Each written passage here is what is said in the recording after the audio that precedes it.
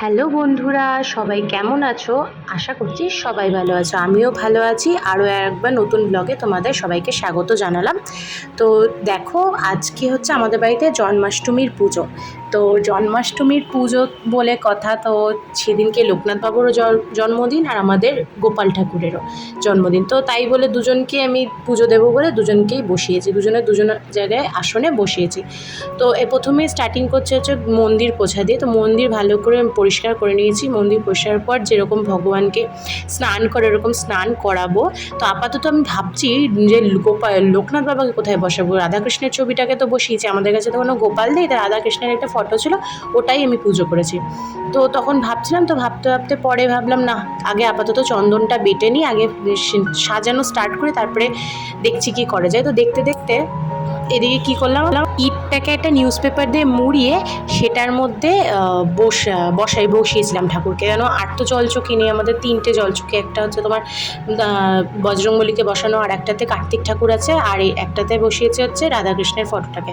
তো ভাবলাম না থাক, তাহলে লোকনাথ বাবাকে কোথায় বসে, ওটাতেই করে বসে সুন্দর করে, ওটার উপরেই লোকনাথ বাবাকে আমি স্থাপন করলাম।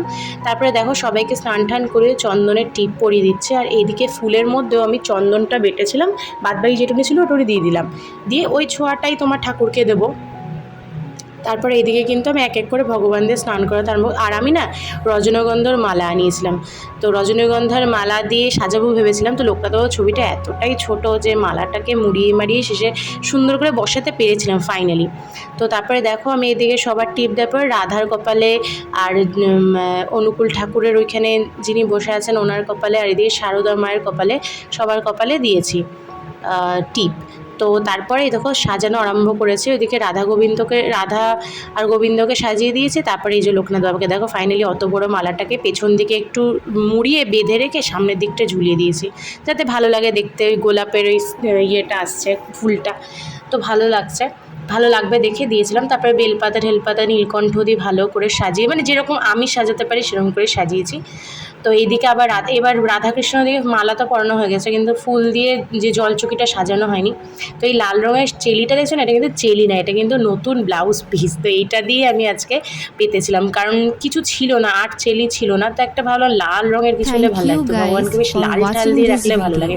তো জন্মাষ্টমীর দিনটা কিন্তু বৃহস্পতিবারে পড়েছিল, তার জন্য আমাদের লক্ষ্মী পুজো থাকে বাড়িতে, সবার ঘরে ঘরে বৃহস্পতিবার লক্ষ্মী ঠাকুরের পুজো হয়। তো ঘট পাততে হবে, তো সেদিনকে এই যে ঘরটাও সাজিয়ে নিলাম। তারপরে বসে গেছি ফল কাটতে। তো আমি এনেছিলাম লেবু, আপেল, কলা, খেজুর, কিশমিশ, মিছরি। তো আমি আমিত্তি পাইনি। আর এদিকে আর হচ্ছে লোকনাথ বাবা যা যা ভালোবাসে মোটামুটি পেয়েছিলাম। নাড়ু বানাতে পারিনি, নাড়ু। তারপরে হচ্ছে গিয়ে তালের বড়া তো ভালোবাসে, তালের বড়া মানে বানাতে পারিনি, আর হয়ে ওঠেনি, বাচ্চা কাচ্চা নিয়ে সত্যি কথা। তো তারপরে কাঁচা মিষ্টি আনিয়েছিলাম, তো মিষ্টি দিয়ে দিয়েছি এদিকে। তারপরে পরপর সাজিয়ে দিয়ে ওর মধ্যে তুলসী পাতা ফুল দিয়ে, আর এদিকে গ্লাসে করে জল পুড়ে নিয়েছি। আগে আমি না সাজিনি, আমার শাশুড়ি মা বলে আগে ভালো করে সাজিয়ে টাজিয়ে তারপরে দেবে, কেন একজনকে দেওয়া হবে আর একজনকে দেওয়া হবে না, ওটা ভালো দেখায় না। আমরা যখন কাউকে দিই খাবার তখন সাজিয়ে থালা নিয়ে তবে তো তার সামনে যাই।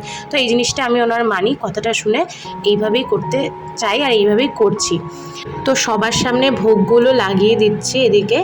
আর বুঝতেই পেরেছো, প্রথমের একটু ক্লিপ থেকে হয়তো বুঝতে পেরেছো যে ভিডিওটা কী রিলেটেড হতে চাইছে। এক তো জন্মাষ্টমী পুজোর, আর এক হচ্ছে আমাদের বাড়িতে কিন্তু রাধারানী এসেছে আজকে, রাধারানী আর আমাদের স্বয়ং কৃষ্ণ ঠাকুর।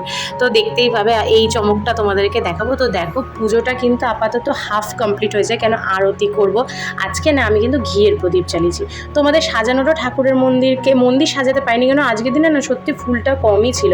তো যেই কটাই ফুল ছিল আমি অন্তত চরণটা ভালো, মানে চরণের কাছে বা যেই মানে রাধা গোবিন্দকে লোকনাথ বাবাকে একটু বেশি করে ফুল দিয়েছে সাজিয়েছি।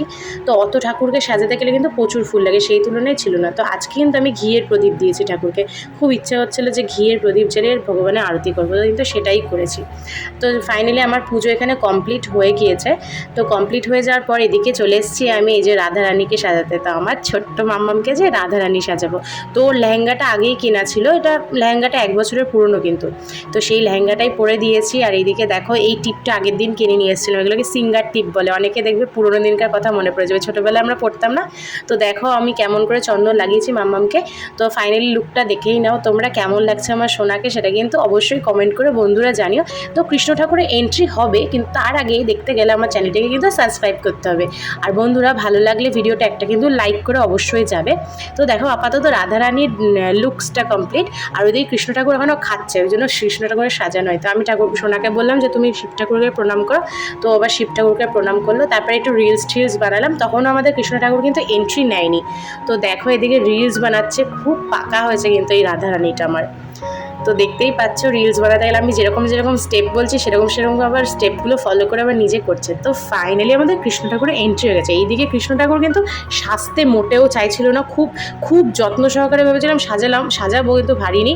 তো ও খুব চঞ্চল, তো কৃষ্ণ ঠাকুর তো একটু চঞ্চলই মানায় না। তারপরে নাচানাচি ফটো তোলা সব কিছুই হলো। তো দি এন্ডে কী হলো আর ভালো লাগছিল না দুজনেরই। শেষে ভাবলাম একটা সুন্দর দেখে ছবি তুলবো না, আর তোলা হয়নি, তুলতে দিলেও না, ওদের আর ভালো লাগছিল না, কতক্ষণ আর ভালো লাগে।